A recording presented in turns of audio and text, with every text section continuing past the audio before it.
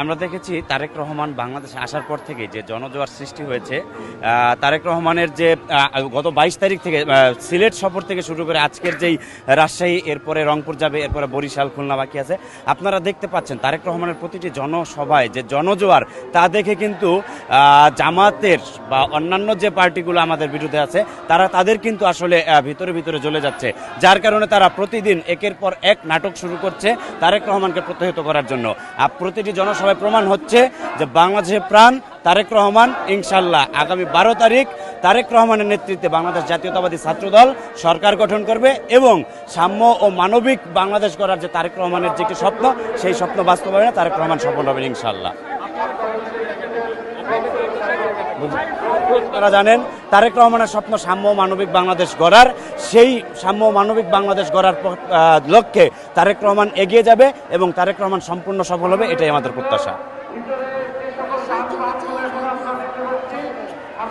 রাজশাহীর জন্য চাওয়া পাওয়া হচ্ছে, আসলে আমরা রাজশাহী বিশ্ববিদ্যালয়ের শিক্ষার্থী হিসেবে আমরা চাই যে তারেক রহমান বাংলাদেশের নেতৃত্বে যখন আসবেন, যে আমরা জানি যে বিভিন্ন ক্ষেত্রে, চাকরির ক্ষেত্রে, বিভিন্ন ক্ষেত্রে কিন্তু ঢাকার শিক্ষা প্রতিষ্ঠানগুলো, যে বিশেষ করে ঢাকা বিশ্ববিদ্যালয়, তারা বিভিন্ন চাকরির ক্ষেত্রে বা বিভিন্ন ক্ষেত্রে বৈষম্যের শিকার হয়।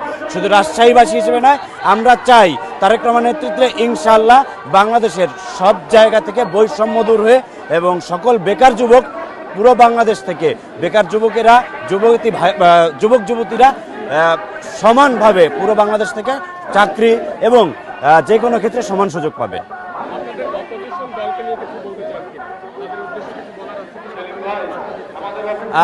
অপোজিশন পার্টির প্রতি আমাদের একটি বার্তা যে 5 আগস্টের পরে আমরা একটি রাজনৈতিক প্রতিহিংসা মুক্ত বাংলাদেশ গড়ে তুলতে চেয়েছিলাম, কিন্তু আপনাদের যে আচরণ ইদানিং, যে আপনারা আসলে গায়ে পাড়া দিয়ে ঝগড়া করার যে স্বভাব, সেই স্বভাবটি বাদ দিন। এভাবে আসলে বাংলাদেশ আপনারা কিন্তু বাংলাদেশ এখানে কিন্তু থাকতে পারবেন না। এভাবে থাকলে আপনারা কিন্তু আবার জনগণের দ্বারা লাল কার্ডের শিকার হবেন। সুতরাং আপনারা এখনই সাবধান হন, জনগণমুখী রাজনীতি করুন, পাকিস্তানমুখী রাজনীতি বাদ দিন, জনগণমুখী রাজনীতি করুন।